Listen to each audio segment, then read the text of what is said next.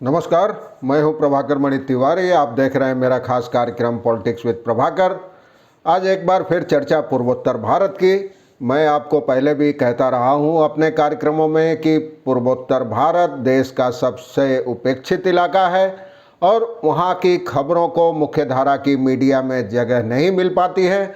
अपवाद स्वरूप जब वहां कोई बड़ी उग्रवादी घटना या बाढ़ या भूस्खलन जैसी प्राकृतिक आपदाएं होती है तभी राष्ट्रीय खबरों में उनको जगह मिलती है। तो इसी वजह से पूर्वोत्तर राज्य नागालैंड एक बार फिर सुर्खियों में है। वहाँ सुरक्षा बलों की गोलीबारी में कम से कम 1 दर्जन कोयला खदान मजदूर मारे गए हैं, कोयला मजदूरों की मौत हो गई है।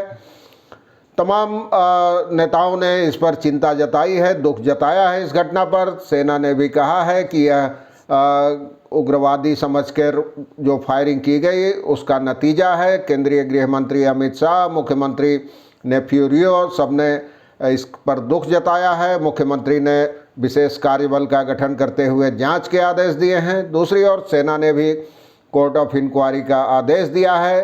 उनका कहना है कि इस हिंसा में, इस मामले में एक जवान की भी मौत हो गई है और यह घटना शनिवार देर रात की है और रविवार सुबह से ही सुर्खियों में है। आज चर्चा करूंगा इसी की। देखिए पूरी रिपोर्ट, कब क्या और कैसे हुआ। और जचे तो चैनल को सब्सक्राइब करें, मित्रों परिजनों के साथ शेयर करें और घंटी का निशान भी दबा दें।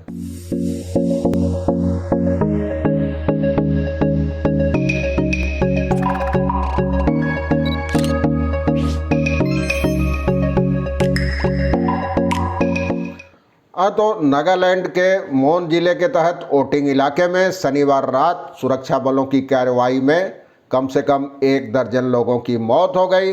हालांकि कई संगठनों ने 14 लोगों के मारे जाने का दावा किया है, लेकिन आधिकारिक तौर पर कहा जा रहा है कि एक जवान सहित 12 लोगों की मौत हुई है और सेना ने इस मामले की उच्च स्तरीय जाँच के आदेश दिए हैं। कोर्ट ऑफ इंक्वायरी का गठन किया गया है और नागा पीपुल्स फ्रंट के नेता और राज्य के पूर्व मुख्यमंत्री टीआर जेलियांग का दावा है कि 13 मजदूर मारे गए हैं। मुख्यमंत्री नेफ्यू रियो ने इस घटना के बाद समाज के सभी वर्गों से शांति बनाए रखने की अपील की है, क्योंकि इस घटना के बाद नाराज ग्रामीणों ने कई पुलिस के वाहनों पर में भी आग लगा दी, तोड़फोड़ की, कई जगह प्रदर्शन हुए हैं और अब भी स्थिति काफ़ी तनावपूर्ण है।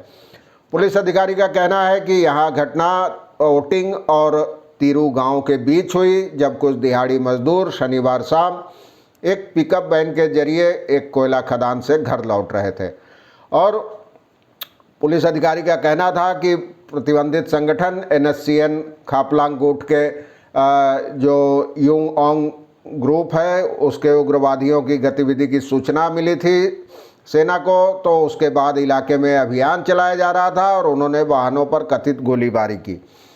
इस पूरे मामले पर डिफेंस विंग कोहिमा, जो नागालैंड की राजधानी है, वहां से एक प्रेस रिलीज जारी की गई है। उसमें कहा गया है कि उग्रवादियों की संभावित गतिविधि के बारे में विश्वस्त खुफिया सूचना मिली थी।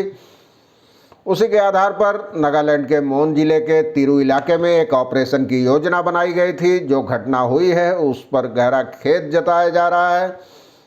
आम लोगों की दुर्भाग्यपूर्ण मौत की वजह की उच्च स्तरीय जांच की जा रही है और कानून के हिसाब से उचित कार्रवाई की जाएगी।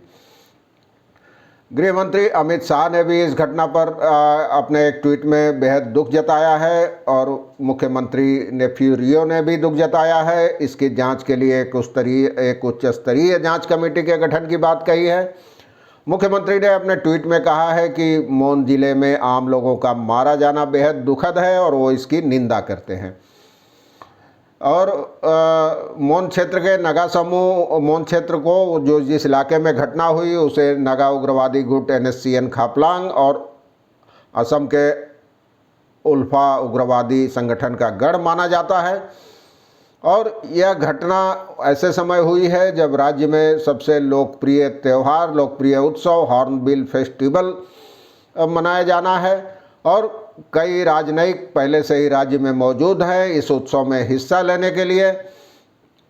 और पूर्व मुख्यमंत्री टी.आर. जेलियांग ने इसके मामले की जांच के लिए एक आयोग के गठन की मांग की गई है। उन्होंने भी इसकी गहरी निंदा की है। उनका कहना था कि ऐसे नरसंहार के लिए किसी तरह का कोई बहाना नहीं हो सकता। रिटायर्ड जज की अध्यक्षता में तुरंत एक जांच आयोग का गठन किया जाना चाहिए और दोषी सुरक्षा कर्मियों के खिलाफ कड़ी कार्रवाई होनी चाहिए। अपने एक अन्य ट्वीट में जेलियांग ने कहा कि एक सभ्य समाज में जहां हम सभी शांति और अमन से रहना चाहते हैं, वहां सुरक्षा बलों की ओर से हुई यह कार्रवाई दुर्भाग्यपूर्ण है। इस घटना में मारे गए 13 लोगों के शोकाकुल परिवार के प्रति मैं सहानुभूति जताता हूं और मेरी प्रार्थना है घायलों को जल्द उनके सुधार जल्दी उनका हो। ईस्टर्न नागालैंड पीपुल्स ऑर्गेनाइजेशन के अध्यक्ष केंको गाजिम युमयुंगर ने कहा कि इस घटना में 14 लोगों के मारे जाने की खबर मिली है और कई लोग घायल हैं, कई लोग अभी भी लापता हैं। सही सूचना का इंतजार है हमको। उनका कहना था कि घटनास्थल मौके पर संपर्क नहीं हो पा रहा है, वहां इंटरनेट और एसएमएस सेवाएं बंद कर दी गई है। तो पूरी जानकारी मिलने के बाद ही हम तय करेंगे कि आगे क्या करना चाहिए। इस बीच समाचार एजेंसी एएनआई ने असम राइफल्स के एक अधिकारी के हवाले से बताया है कि इस घटना में एक सुरक्षा कर्मी की मौत हुई है और कई जवान घायल हुए हैं। तो इस घटना के बाद नाराज लोगों ने सुरक्षा बलों की गाड़ियों में आग लगा दी है। बताया जा रहा है कि जब यह गोलीबारी हुई, मौतें हो गई, तो वह लोग घर लौट रहे थे मजदूर, और लेकिन जब देर रात तक अपने घर नहीं पहुंचे तो गांव वालों ने उन्हें तलाशना शुरू किया और उसके बाद इस घटना की जानकारी सामने आई। देर रात तक प्रशासन ने इसकी पुष्टि नहीं की थी।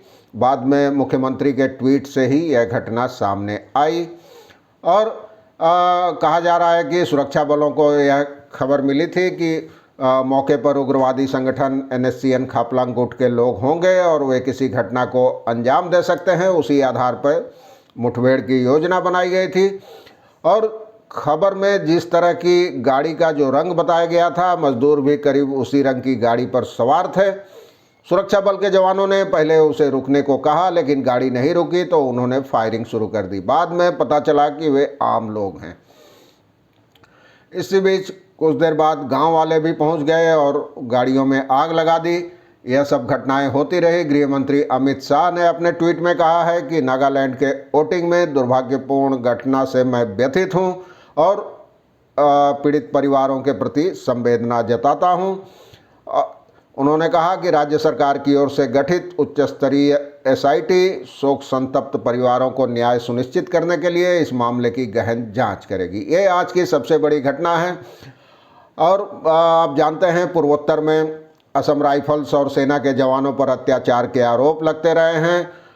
16-17 साल पहले मणिपुर में भी ऐसी घटना के खिलाफ महिलाओं ने वस्त्रहीन होकर, निर्वस्त्र होकर प्रदर्शन किया था। वो तस्वीरें भी पूरी दुनिया में सुर्खियां बनी थी और सुरक्षा बलों पर अपने अधिकार क्षेत्र से बाहर जाकर गैर न्यायिक तरीके से लोगों की हत्या के मामले भी सुप्रीम कोर्ट में चल रहे हैं। कई तमाम सामाजिक संगठन, गैर सरकारी संगठन भी अत्याचार के आरोप लगाते हैं और इस बीच हाल के वर्षों में ऐसी पहली बड़ी घटना हुई है जिसमें सुरक्षा बलों की फायरिंग में आम लोग मारे गए हैं।